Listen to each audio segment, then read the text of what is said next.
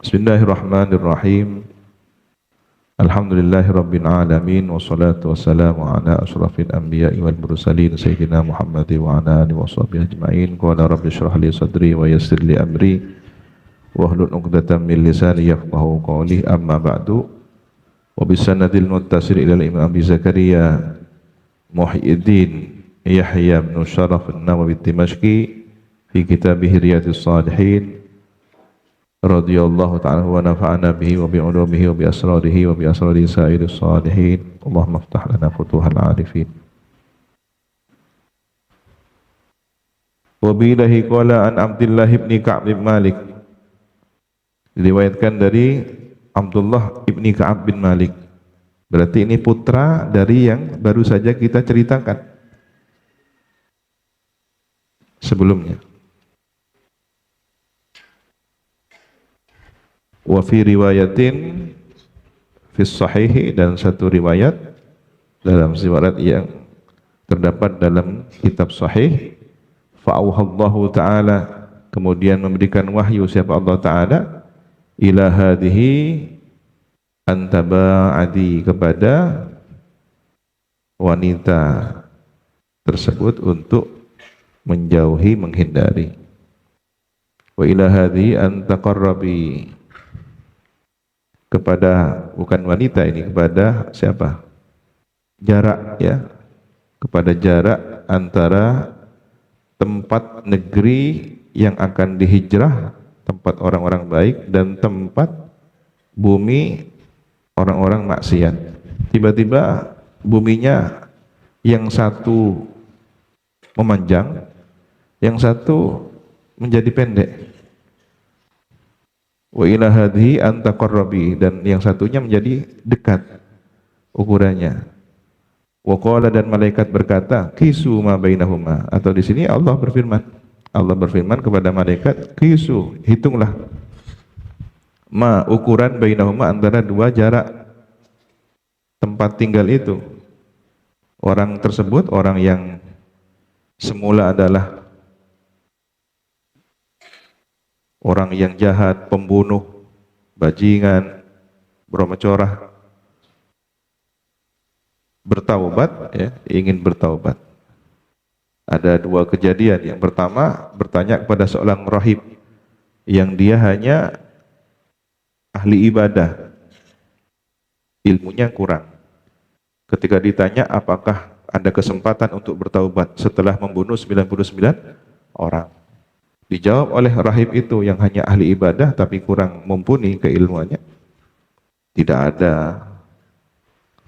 Orang sudah membunuh 99 nyawa, tidak ada kesempatan bertaubat.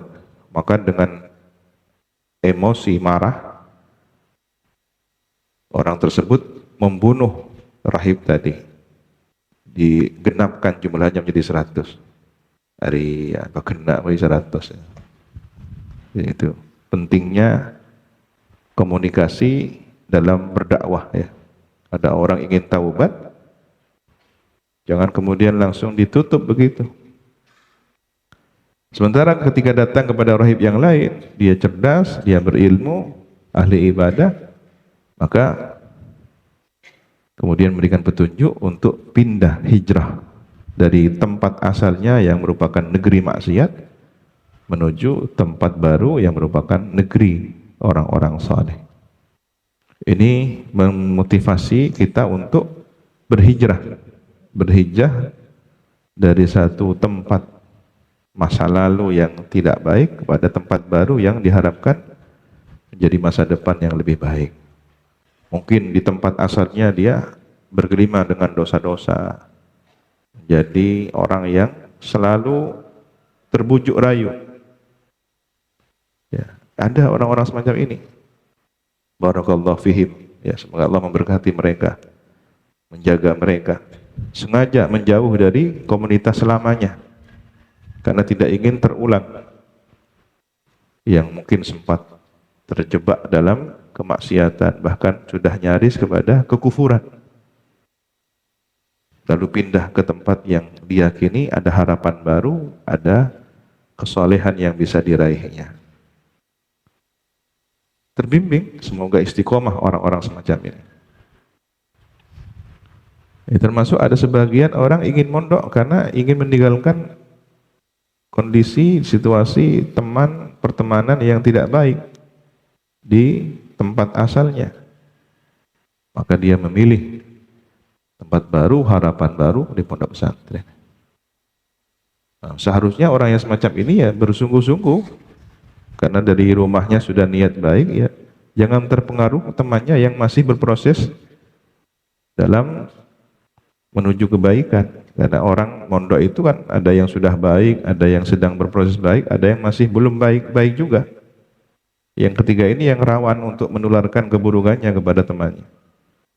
Dia punya pengalaman di rumahnya melakukan keburukan ini itu, lalu ditularkan, kambuh lagi di pesantren. Ini yang tidak baik. Seperti buah yang busuk menularkan kebusukannya kepada buah yang segar, yang sehat. Fawajaduhu, maka malaikat itu menjumpai orang tersebut ila hadhi, kepada jarak tempat ini, aqrab, yang lebih dekat, bisibrin, sejengkal. Ternyata setelah dihitung ulang, padahal tadi sebenarnya matinya itu di tengah-tengah. Katakanlah jarak tempuhnya antara negeri asalnya yang maksiat ke negeri tempat harapan barunya yang tempat orang-orang soleh itu, katakanlah 100 km. Di tengah perjalanan 50 km mati. Rebutan malaikat rahmat dengan malaikat adab. Katanya malaikat rahmat, ini bagian saya. Oh enggak, ini bagian saya. Kenapa? Dia kan sudah berniat, berazam, bertekad untuk pindah ke tempat yang baik. Tapi kan dia belum sampai dan belum melakukannya, baru berazam. Ya, ini peristiwa nyata yang Allah kemudian sampaikan melalui lisan baginda Nabi Muhammad SAW.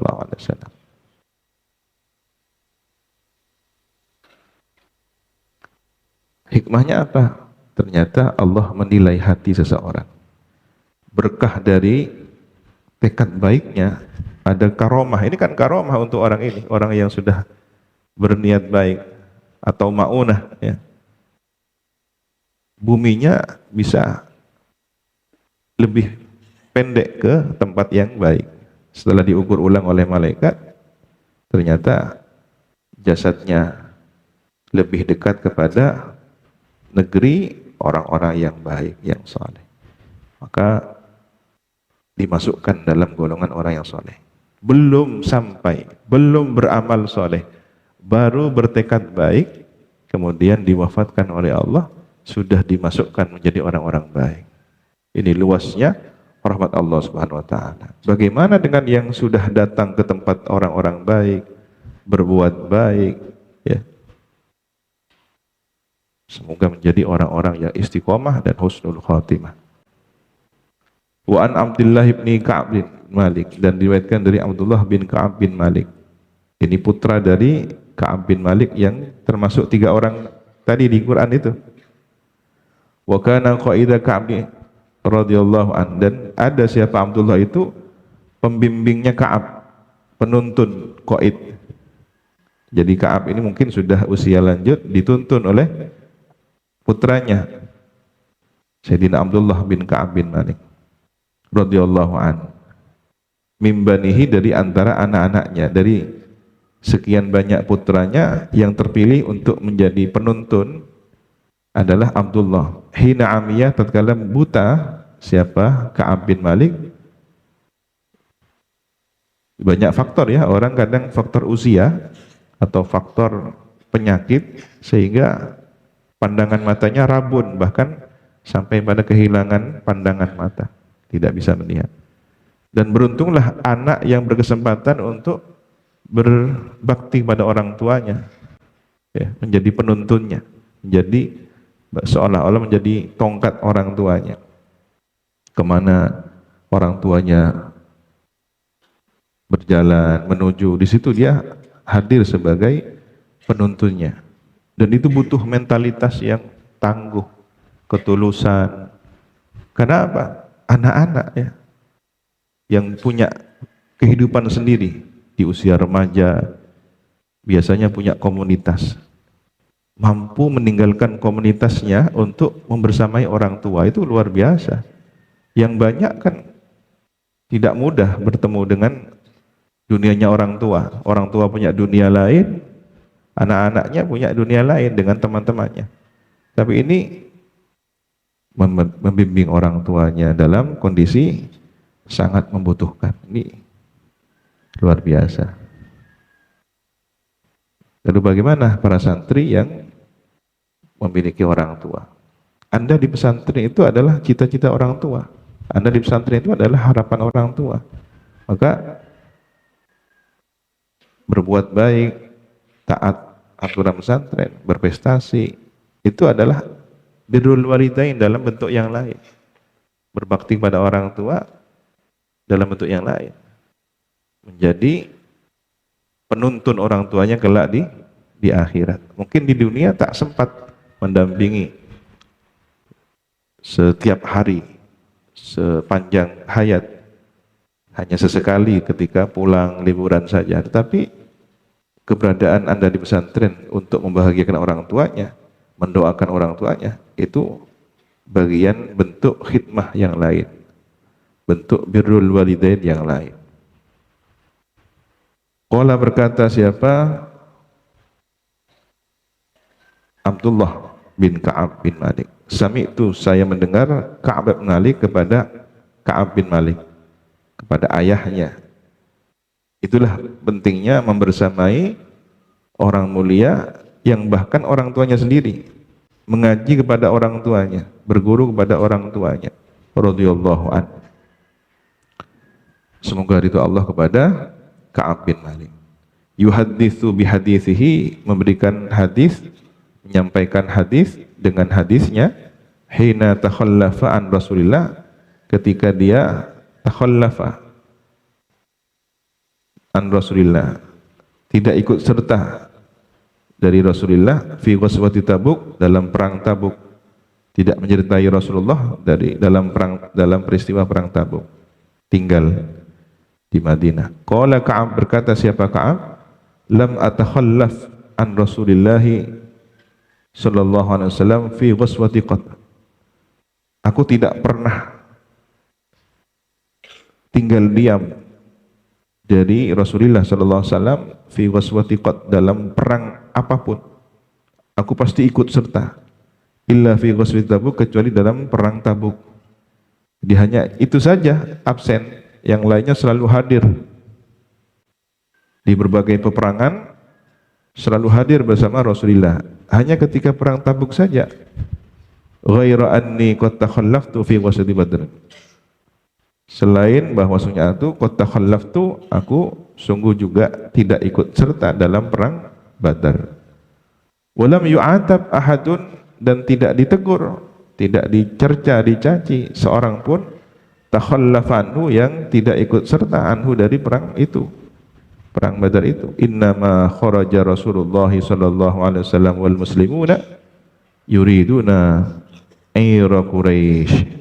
Hanyalah keluar siapa Rasulullah sallallahu alaihi wasallam wal muslimun, dan orang-orang Islam, yuriduna, berkehendak mereka, air Quraisy, kepada kafilah unta Quraisy. Jadi yang tidak ikut perang pada perang Badar tidak dicaci, tidak dicela. Kenapa? Karena semula Rasulullah itu hanya ingin menghentikan kafilah dagang, rombongan unta yang baru saja pulang dari negeri Syam membawa barang dagangan yang banyak. Sebagai apa? Sebagai ganti rugi atas perlakuan orang-orang Quraisy yang mengambil paksa, merampas harta benda para sahabat Muhajirin di Mekah. Rumahnya diambil, tokonya diambil, harta bendanya diambil, dijarah. Maka sebagai ganti rugi, harta dagang orang-orang Quraisy yang dibawa dari Syam ke Mekah dicegat di Badar. Ternyata itulah menjadi titik awal perang Badar. Jadi orang yang tidak ikut serta perang Badar tidak mendapatkan cercaan cacian seperti perang-perang yang lain. Perang yang lain memang ada perintah langsung untuk mempersiapkan diri perang besar. Sementara Badar tujuan semula mencegat kafilah dagang. Ternyata berkelanjutan menjadi perang bersejarah. Hatta jama'allahu ta'ala bainahum wa baina aduwwihim ala mi'adin, sehingga mengumpulkan siapa Allah Ta'ala antara mereka kaum muslimin dan musuh-musuh mereka ala mi'adin, atas mi'ad, perjanjian.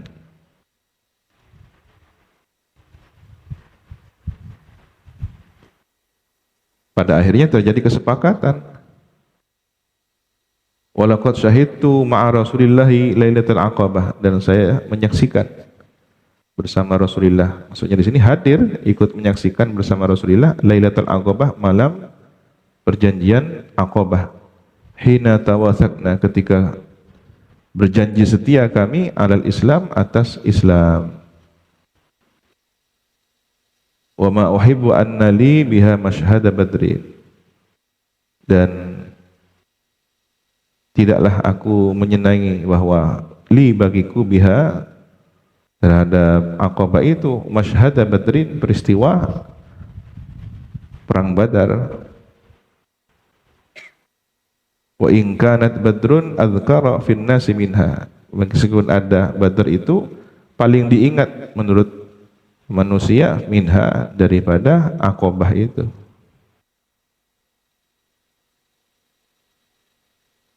Jadi beliau lebih terkenang pada peristiwa Lailatul Aqabah dibanding perang Badar. Meskipun banyak orang lebih menyebut-nyebut peristiwa perang Badar daripada malam Aqabah. Kenapa? Karena malam Aqabah itu malam kesetiaan, perjanjian setia para sahabat untuk tetap ala dinil Islam. Wa kana min khabari hina takhallaftu an Rasulillahi sallallahu alaihi wasallam fi ghazwati anni lam akun qattu aqwa wala aisara minni. Wa kana, dan ada min khabari, dari beritaku, adalah hina takhallaftu, ketika aku tidak ikut serta, tinggal tetap di Madinah, tidak ikut serta dari Rasulullah sallallahu alaihi wasallam pada perang Tabuk. Anni, sesungguhnya aku, lam akun, tidak ada aku, qattu, sama sekali, aqwa, lebih kuat, wala aisar, dan lebih mudah, minni, daripada aku, hina takhallaftu anhu fi tilkal wazwa, ketika aku tidak ikut serta dari Rasulullah fi tilkal wazwati, pada perang tersebut.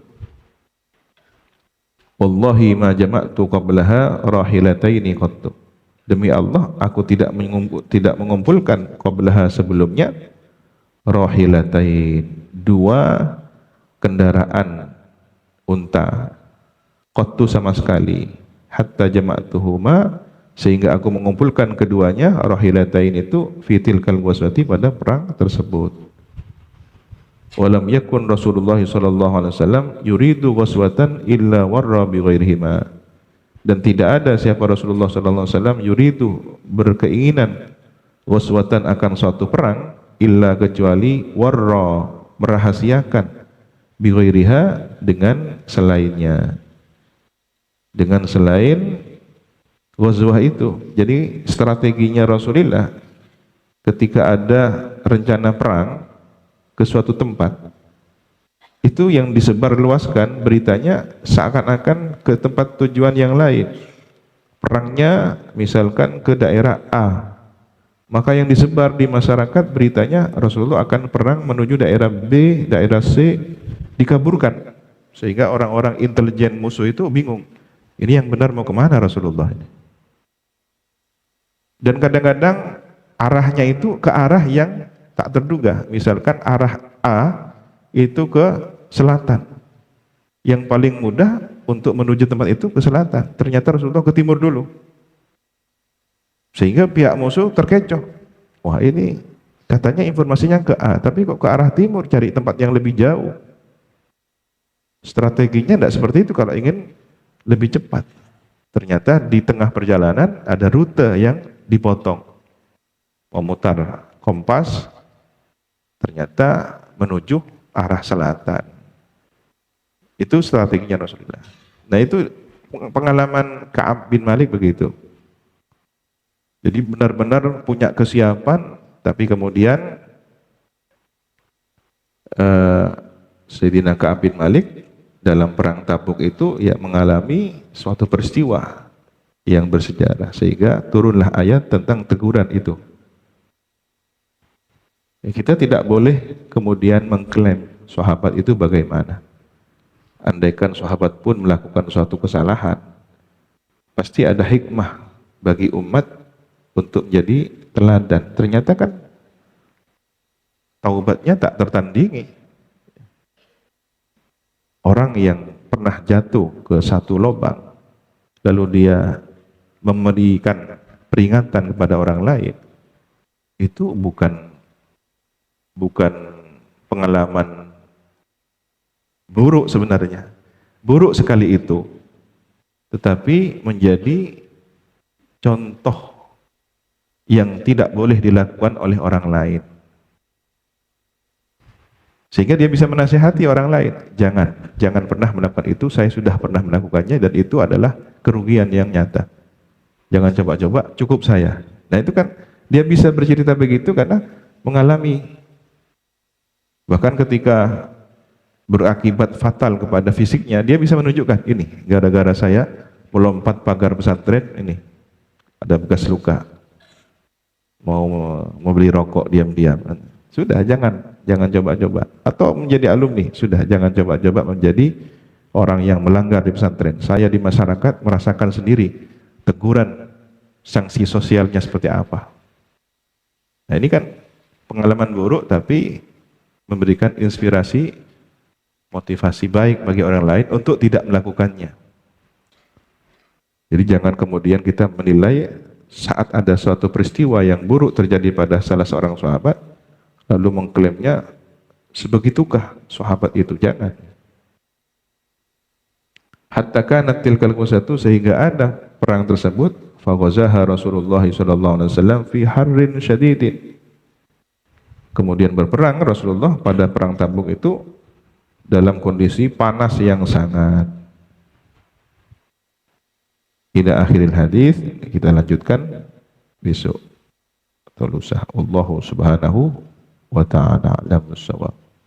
Rabbi zidni ilma, Rabbi zidni ilma. Subhanakallahumma bihamdika asyhadu an la ilaha illa anta astaghfiruka wa atubu ilaik. Wa sallallahu ala sayidina Muhammadin wa ala alihi wa sahbihi wasallam. Alhamdulillah rabbil alamin. Ya Rabbana i'tarafna bi annana qatarafna wa annana asrafna ala ladha ashrafna fatub alaina tawbah taghsil li kulli hawbah واستر لنا العورات وآمن الروعات واغفر لوالدينا ربي ومولودينا والآل والإخوان وسائر الخلان وكل ذي محبة أو جيرة أو صحبة والمسلمين أجمع آمين ربي يسمع فضلا وجودا منا لا باكتساب منا بالمصطفى الرسول نهضى بكل سود